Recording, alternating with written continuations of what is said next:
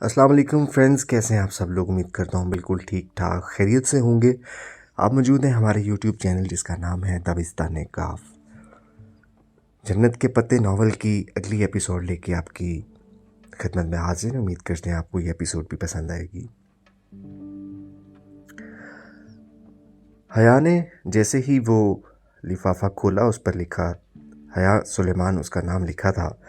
اندر وہی سفید بے سطر چکور کاغذ تھا۔ اس کے وسط میں اردو میں لکھا تھا، امید کرتا ہوں آپ کا آج کا ڈنر اچھا گزرے گا۔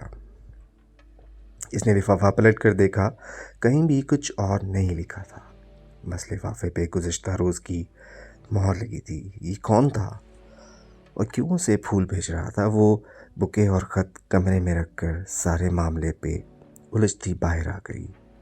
طاہر فرقان کے گھر خوب چہل پہل لگی تھی۔ لاؤنج میں سب کزنز بیٹھے تھے۔ ایک طرف خواتین کا گروہ خوش گپیوں میں مشغول تھا، مرد حضرات یقیناً ڈرائنگ روم میں تھے۔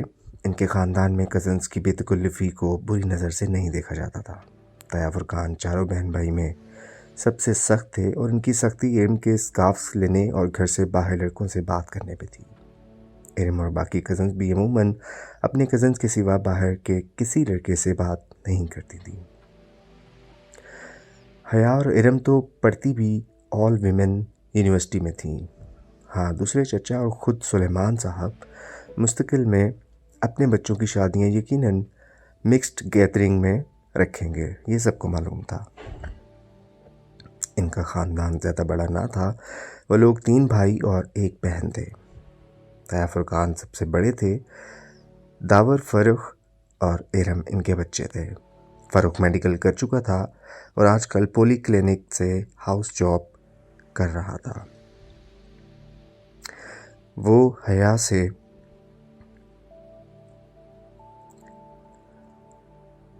3 سال بڑا تھا۔ سمیع فرخ سے سال بھر چھوٹا تھا اور MBA کے بعد اب جاب کر رہا تھا۔ ارم حیا سے سال بھر چھوٹی تھی۔ آج کل سب سے بڑے داور کی شادی کی تیاری تھی۔ طاہر فرقان کے بعد سلیمان صاحب تھے۔ حیا ان کی اکلوتی بیٹی تھی اور رحیل اکلوتا بیٹا۔ روحیل پڑھائی کے سلسلے میں امریکہ میں ہوتا تھا۔ اب ان کے گھر میں سلیمان صاحب، فاطمہ بیگم اور حیا، بس یہی تینوں تھے۔ پھر ظاہر چچا تھے۔ ان کی بڑی 2 جڑواں بیٹیاں مہوش اور سحر تھیں۔ پھر بیٹا رضا انجینئر تھا۔ سب سے چھوٹی بیٹی ثنا O لیول کر رہی تھی۔ اس وقت سوائے روحیل کے جو امریکہ میں تھا اور داور بھائی کے جو غالباً ڈرائنگ روم میں تھے، باقی تمام لڑکے لڑکیاں لاؤنج میں موجود تھے۔ لڑکیاں کارپیٹ پہ دائرہ بنا کر بیٹھی تھیں۔ ارم کے ہاتھ میں ڈھولک تھی، اس کا دوپٹہ سر سے ڈھلک کر کندھے پہ آ گیا۔ اگر ابھی طاہر فرقان آ جاتے تو وہ فوراً اس کو سر پہ لے لیتی اور وہ مہوش، سحرش اور ثنا کے ہمراہ سر ملا رہی تھی، جبکہ رضا، فرخ اور سمیع اوپر کرسیوں پر بیٹھے مذاقن لڑکیوں کی طرف فکرے اچھال رہے تھے۔ Hello every one. وہ سینے پہ ہاتھ باندھے چلتی ہوئی ان کے قریب آ کر رکی تو سب کی نگاہیں اس کی جانب اٹھیں۔ سفید چہرے کے دونوں اطراف میں گرتے سیدھے سیاہ بال اور بڑی بڑی کاجل سے لبریز آنکھیں، وہ تھی ہی اتنی حسین کہ ہر اٹھی نگاہ میں ستائش امڑ آتی۔ حیا، کیسی ہو؟ آؤ چلو ان لڑکوں کو ہراتے ہیں۔ آؤ بیٹھو نا۔ بہت سی آوازیں اس سے ٹکرائیں، مگر اس نے بے نیازی بھری مسکراہٹ سے شانے اچکائے۔ پہلے میں سائمہ تائی کی کچن میں ہیلپ کروا دوں۔ اس نے ارم کی امی کا نام لیا، جن کو اس نے آتے ہوئے اٹھ کر کچن کی طرف جاتے دیکھا تھا۔ سائمہ تائی نے یقیناً اس کو آتے نہیں دیکھا تھا، ورنہ وہ اس کو وہیں بلوا لیتی۔ ارم سے زیادہ سمجھدار تو بقول ان کے حیا تھی۔ سائمہ تائی کے پیچھے ظاہر چچا کی بیگم عابدہ چچی بھی چلی گئی تھیں۔ اب صوفے پہ حیا کی امی فاطمہ بیگم تنہا بیٹھی تھی۔ اماں، میں ذرا سائمہ تائی کے ساتھ ہیلپ کر دوں؟ ان کو اپنی طرف دیکھتا پا کر اس نے اپنی بات دہرائی تو انہوں نے مسکرا کر سر ہلایا۔ وہ مطمئن سی آگے بڑھ گئی. راہداری پار کر کے کچن کے دروازے کی سمت بڑھی تھی کہ سائمہ تائی کی تیز آواز سماعت سے ٹکرائی. جیسے میں جانتی ہی نہیں ہوں کہ یہ سارے رنگ ڈھنگ کس کے لیے ہوتے ہیں. ایک میرے ہی بیٹے ملے ہیں ان کو پاگل بنانے کے لیے. وہ بے اختیار 2 قدم پیچھے دیوار سے جا لگی. یہ سائمہ تائی کس کی بات کر رہی تھی؟ تبھی میں کہوں بھابھی کہ رضا کیوں ہر وقت حیا کرتا ہے. وہ عابدہ چچی تھیں. اپنے نام پہ وہ چونک سی گئی. وہ کہہ رہی تھیں پچھلی دفعہ جب ہم سلیمان بھائی کے گھر کھانے پہ آئے تھے تو کیسے نکسک سے تیار پھر رہی تھی. تب سے رضا میرے پیچھے پڑا ہے کہ حیا کا رشتہ مانگے. اس لڑکی کو لڑکوں کو متوجہ کرنے کا فن آتا ہے. کتنی مشکل سے داور کے دل سے اس کا خیال نکالا تھا. اور میں نے اور فرقان نے. وہ تو اڑ ہی گیا تھا کہ شادی کرے گا تو صرف حیا سے. مگر جب فرقان نے سختی کی کہ بھلا ایسی بے پردہ اور آزاد خیال لڑکی کو اپنی بہو بنا کر ہم نے اپنی آخرت بگاڑنی ہے, تب کہیں جا کر وہ مانا. مگر اب فاروق کیا کروں اس لڑکے کا. یہ بھی اس طرح کیل کانڈوں سے لیس ہو کر آ جائے گی اور فاروق پھر اس کے جانے کے بعد ضد پکڑ لے گا. اب میری ارم بھی تو ہے. مجال ہے کہ سر پہ دوپٹہ لیے بغیر گھر سے نکلے. سائمہ تائی فخر سے کہہ رہی تھی اور وہ دھواں ہوتے چہرے کے ساتھ بمشکل دیوار کا سہارا لیے کھڑی تھی. اسے لگا اگر اس نے مزید کچھ سنا تو اس کے اعصاب جواب دے جائیں گے. بد وقت اپنے وجود کو سنبھالتے وہ واپس پلٹ آئی. کسی بات میں ہنستے ہوئے فاروق کی نگاہ اس پر پڑی جو راہداری سے چلی آ رہی تھی تو اس کی ہنسی تھم گئی تھی. وہ بے اختیار مسکرا دیا. قبول صورت سا فاروق جس کی رنگت ٹف روٹین کے باعث مزید سانولا ہو چکی تھی. مگر مسئلہ اس کی واجبی شخصیت یا حیا کی بے پردگی کا نہ تھا. اصل بات تو سب جانتے تھے. پھر بھلا اس کے بارے میں رضا یا فاروق نے سوچا بھی کیسے؟ وہ ایک سپاٹ نگاہ فاروق پر ڈال کر چپ چاپ فاطمہ بیگم کے ساتھ صوفے پر آ کے بیٹھ گئی. تمہیں کیا ہوا؟ انہوں نے غور سے اس کے چہرے کو دیکھ کر پوچھا. کچھ نہیں اماں. وہ بددقت خود کو نارمل کر پائی. فاطمہ مطمئن ہو گئی اور سائمہ تائی کے بارے میں سوچنے لگی جن کا حیا میری جان کہتے منہ نہ تکتا تھا. اور تایا فرقان کے لیے تو وہی بڑی بیٹی تھی. لیکن اندر سے ان لوگوں کے ایسے خیالات ہوں گے وہ گمان بھی نہیں کر سکتی تھی. اور وہ پھول وہ بھی رضا یا فاروق میں سے ہی کسی نے بھیجے ہوں گے. مگر کل رات جب پہلی دفعہ پھول آئے تھے تب تو فاروق نائٹ ڈیوٹی پر تھا اور رضا تو اسلام آباد میں. مگر ان دونوں میں سے کسی کو اس کے بانجی کے سلیکشن کے بارے میں کیسے علم ہوا؟ شاید جب وہ زارا کو فون پہ بتا رہی تھی تب کھڑکی کے باہر کچھ کھڑکا تھا اور وہ جو کوئی بھی تھا یقیناً اس نے کھڑکی کے باہر سے ساری بات سن لی ہوگی اور سن کر ہی وہ خط لکھ کر پھولوں کے ساتھ ادھر رکھا ہوگا. مگر اس پہ تو کوریئر کی 1 روز قبل کی مہر تھی. شاید اس نے کوئی جعلی مہر استعمال کی ہو. مگر اتنے جھمیلوں میں فاروق اور رضا جیسے جاب والے مصروف بندے کیوں پڑیں گے بھلا؟ اس کا دل کہتا تھا یہ نہ فاروق ہے نہ رضا بلکہ کوئی اور ہے. خیر جہنم میں جائے وہ جو بھی ہے. ان دونوں کا دماغ تو ابھی ٹھیک کرتی ہوں. تیزی سے اٹھ کر لڑکے لڑکیوں کے گروپ میں چلی گئی. ارم سامنے کھڑے اس نے مخصوص بے نیازی سے سینے پہ ہاتھ باندھے ارم کو پکارا تو سب رک کر اسے دیکھنے لگے. کیا تم لوگوں نے سبین پھپھو کو شادی کا کارڈ بھیجا تھا ترکی؟ کیونکہ اسے اس نے فاروق اور رضا کے چہرے کو بھی دیکھا. وہ دونوں چونکے تھے اور دونوں کو ہی اس کی بات پسند نہیں آئی تھی. پھپھو کا کارڈ سلیمان چچا کو دے دیا تھا. انہوں نے بھجوا دیا ہوگا اور وہاں پھپھو کو ابا نے فون کر دیا تھا. کیا وہ آئیں گی؟ آنا تو چاہیے. آخر قریبی رشتہ ہے. تم سے نہ صحیح ہم سے تو ہے. اس نے قریبی رشتہ پر زور دے کر ایک جتاتی نظر फर्रुख और रज़ा पे डाली। وہ دونوں اپنی اپنی سوچوں میں گم تھے۔ پھر کھانے کے وقت سائمہ تائی نے سب سے پہلے اسے بلایا۔ حیا میری جان، یہ ارم کسی کام کی نہیں ہے، تم سمجھدار ہو، ٹیبل پر تم نے خیال رکھنا ہے کہ جیسے کوئی ڈش آدھی ہو فوراً ظفر جو کہ ان کا کک تھا اس کو اشارہ کر کے رکھوا دینا۔ شیور تائی، میں خیال کروں گی، وہ مسکراتی ہوئی سر لہجے میں کہنے لگی اور سرو کرنے لگی۔ چند منٹ بعد سب ڈائننگ ہال میں کھڑے اپنی اپنی پلیٹوں میں کھانا کھا رہے تھے۔ ڈائننگ ٹیبل کے اطراف سے کرسیاں ہٹا کر ایک دیوار کے ساتھ لگا دی گئیں تاکہ سب اپنی مرضی سے کھانا نکال کر ادھر ادھر ٹہلتے ہوئے کھاتے رہیں۔ تایا جان، آپ نے سلاد نہیں لیا۔ وہ رشین سلاد سے بھرا شیشے کا پیالہ اٹھائے تایا فرقان اور سلیمان صاحب کے پاس آئی جو اپنے دھیان میں مہوے گفتگو تھے۔ اس کے پکارنے پر چونکے۔ تھینک یو بیٹا، تایا فرقان مسکرا کر چمچے سے سلاد اپنی پلیٹ میں نکالنے لگے۔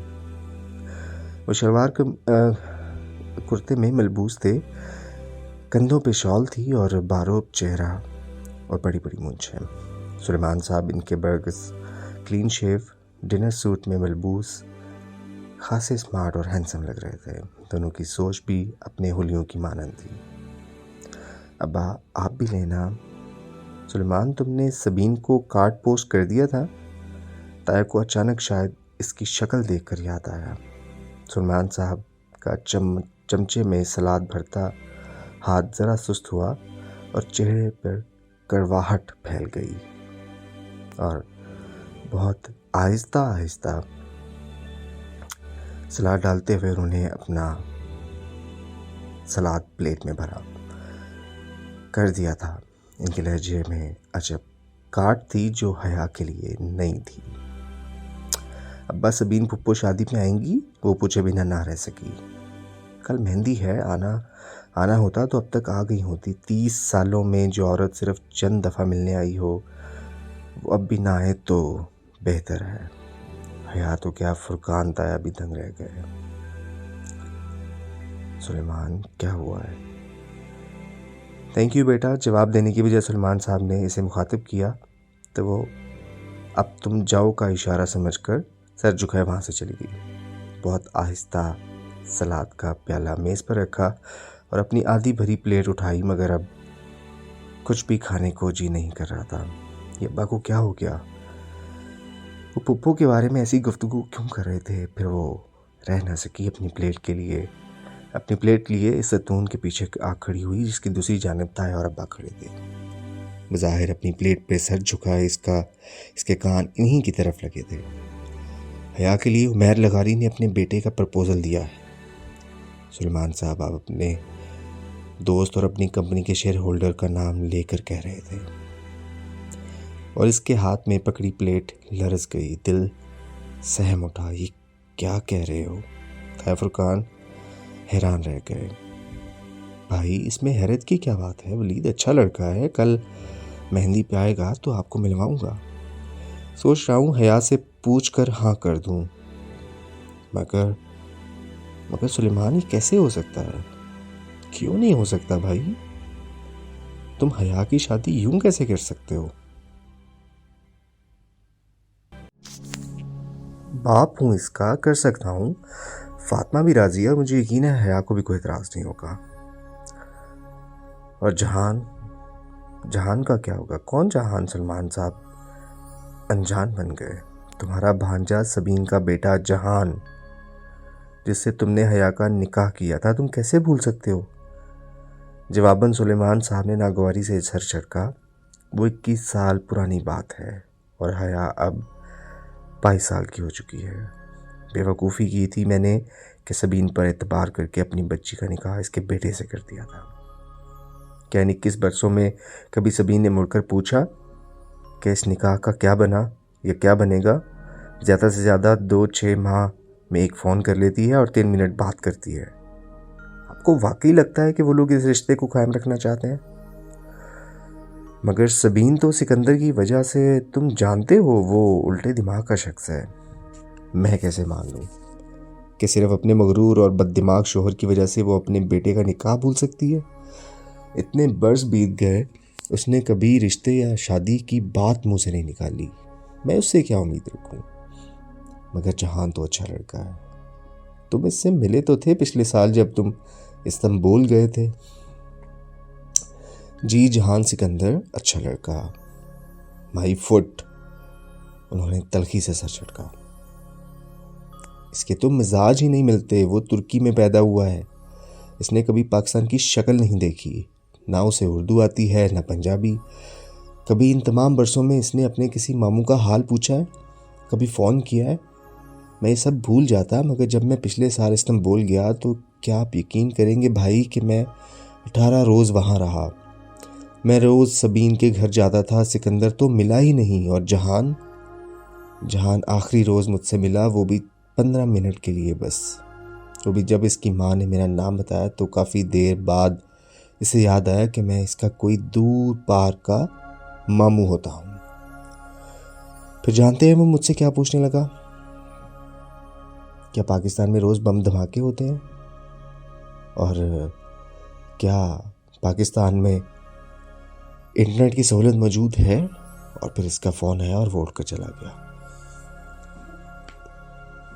میں کبھی حیا کے لیے کورٹ سے خلا لینے کے متعلق نہ سوچتا اگر میں نے اس روز ایک ترک لڑکی کو جہان کے گھر ڈراپ کرتے نہ دیکھا تھا۔ جب میں فلائٹ پکڑنے سے قبل سبین کو خدا حافظ کہنے گیا تھا، اس لڑکی کے ساتھ اس کی بے تکلفی الامان۔ وہ سکندر شاہ کا بیٹا ہے اور وہ اپنے باپ کا ہی تو ہے۔ میں سمجھتا تھا کہ اگر احمد شاہ جیسے عظیم انسان کا بیٹا ہو کر سکندر اس کے برعکس نکلا تو ویسے ہی جہاں بھی اپنے باپ کے برعکس نکلے گا اور ایک اچھا انسان ہوگا، مگر نہیں، وہ اسی مغرور آدمی کا بیٹا بلکہ مغرور بیٹا ہے۔ حیا کون ہے؟ اس کا ان سے کیا تعلق ہے؟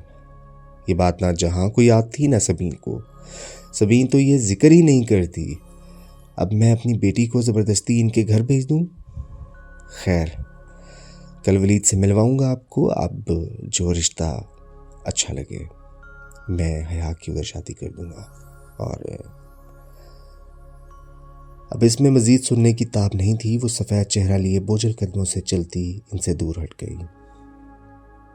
جہان سکندر کو اس نے کبھی دیکھا ہی نہیں تھا، بس بچپن سے اسے اپنے اور اس کے رشتے کے متعلق اس نے سنا تھا۔ وہ سال بھر کی تھی جب سبین پھپھو پاکستان آئی اور فرتے جذبات میں اپنے 8 سالہ بیٹے کے لیے اس کا رشتہ مانگ لیا۔ جذباتی سی کاروائی ہوئی اور دونوں بہن بھائیوں نے بچوں کا نکاح کر دیا۔ جب 8 سالہ جہان ان کے ساتھ تھا پھر وہ ترکی چلا گیا۔ 21 سال گزر گئے، وہ ترکی میں ہی رہا، کبھی پاکستان نہیں آیا۔ اور اس وزٹ کے بعد تو سبین پھپھو بھی نہیں آئیں، نہ کبھی انہوں نے کوئی تصویر بھیجی نہ خط لکھا۔ اگر کبھی کوئی ترکی چلا جاتا تو ان سے ملا تھا، ورنہ ان سے رابطہ نہ ہونے کے برابر رہ گیا تھا۔ انٹرنیٹ وہ استعمال نہیں کرتی تھیں، اگر جہان کرتا تھا تو بھی اس کا کوئی ای میل، فیس بک، ٹویٹر کسی کے پاس کچھ نہ تھا۔ علم وغیرہ اسے فیس بک پہ سرچ کر کے تھک گئے تھے، مگر ترکی کا کوئی جہان سکندر انہیں نہیں ملا تھا۔ شروع کے چند برسیں پھپھو بہت فون کرتی تھی، پھر آہستہ آہستہ رابطے زندگی کی مصروفیات میں کھو گئے۔